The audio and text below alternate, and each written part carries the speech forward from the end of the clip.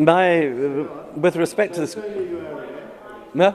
Oh, my name is Rufus Graham, and I'm playing the part of Soho John.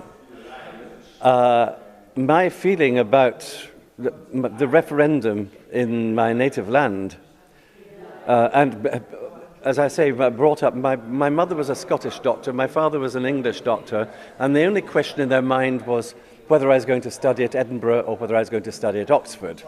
I had places to study medicine at Edinburgh, Oxford and London. I took the one at Oxford, but I took my degree in a different subject. So I have a mixed culture, but I was brought up in Scotland and I identify as Scottish because of that. And I had English friends at school who were brought up in Scotland. I went to an Edinburgh school. And they automatically identify as Scottish. They have a Scottish culture, Scottish attitude, Scottish everything. I don't have a vote in the referendum, and the people because I'm not resident in Scotland, but the people I'm in contact with from Scotland are mainly through Facebook. They seem all to be yes voters, that's to say, for independence, possibly because that's the people I know. If I did have a vote, I really wouldn't know how to vote because, as I was listening on Radio 5 Live this morning, somebody from Glasgow was saying there, with my head I would vote no, but with my heart I would vote yes, and that's the sort of romantic, slightly Braveheart side of it. The reason to vote yes is you won't have to take on $1 trillion debt. There's no way they can proportion it. Yeah. Yeah.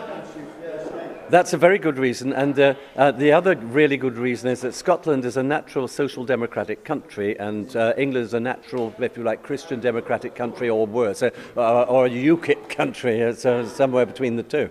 And I'm a social democrat and Keynesian, and I do not believe in anything that's happening in this country right at the moment, this whole country. The reason to vote no, and which I feel that if you're not going to have a federal Europe of the regions, then the right size for a country in the national agglomeration of the agglomeration of European regions, the European countries, is approximately the size of the UK. That's to say, about 60 million population. You have this about the same in France, slightly more in Germany, about the same in Italy, about the same in Poland, and so on. And then the Benelux countries, they group together to make something about the same. With that economic weight, you can pull your weight. If you're going to be a country of 5 million people, like Ireland or Norway or something, you have a completely different kind of clout, and you're a little bit on the periphery. Certainly on the periphery of power. It's a question of power and a question of weight, and I think that if I were going to draw the border for Scottish independence, I would draw it on one of the older borders south of Newcastle. Yeah, because the lands between approximately Durham and Berwick-upon-Tweed used to be known as the Scottish Marches, and for several centuries they were sort of no man's land, and they were sometimes under English rule, sometimes under Scottish rule. And it's a more logical boundary because somewhere around there the climate, but the weather changes too. But the intellectual climate changes.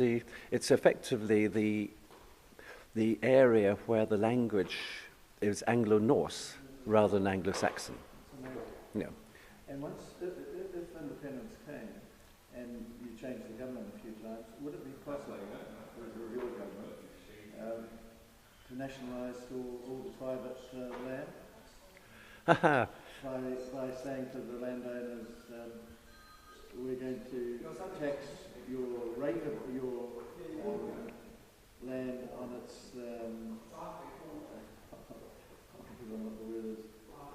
rentable value. Well, that's a very good idea. So if you're only charging 10% on the rental or rental value of the property, it's not very much. But they have to then put it into productive use or give it to the state. So check out what Norway does. They've done something like this to their landowners, but if they don't have any sheep on it, it reverts back to the state. Well, that seems to be a very good idea, because we will be needing certainly large-scale ways of filling up the coffers, and something that goes parallel with that, as we have very rough weather, is to be a net energy supplier through wave power and wind power and so on and so forth. All the things, all natural resources like the land that are in the wrong hands. I mean, after all, hang on, yeah. Doing nothing. Yeah. We'd have to rent it out, so they'd parcel it up and Yeah. give it to people from England.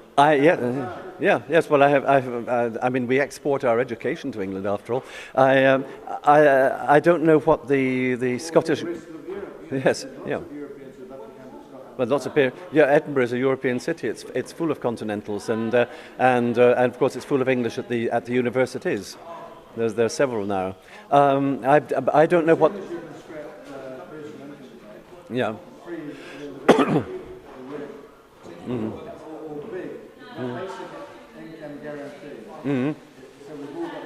So you privatise one of the banks and just print money for everybody. So there's a guaranteed income for life. And you never pay it back because you're in the bank. Yeah. And that keeps everyone out of poverty. Everyone's got money to spend. And as long as there's no inflation, there's no harm.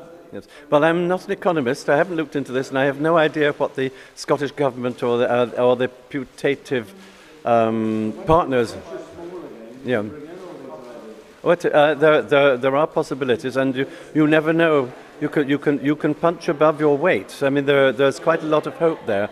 With respect to land, after all, we did kick out Donald Trump and his attempts to take over our natural resources. Personally, although I see the great advantage in having an unelected head of state. I think it's a very great advantage, because you don't have politicians looking for the job of head of state, and of course the present one is a person to be revered. But wouldn't it be nice to be able to walk around Balmoral, have it as a retirement home for actors? That's right. She's going to have to give the rental value of her property. Yeah. And so she's going to have to rent out the apartment. Exactly. Yes. Yeah. Yeah. Well, I'm not sure how many people want to stay there. They'd normally people would think freeze to death in Balmoral. Yeah. But the theatre company 784 is a Scottish company, and the name of that company, which was founded, I think, in the 80s, but it might be earlier, was based on the fact that 7% of the country own 84% of the land, or of the resources. 7% of the country owns 84% of the resources, or 80% of the land. I can't remember which. That's the origins of the company. Yeah.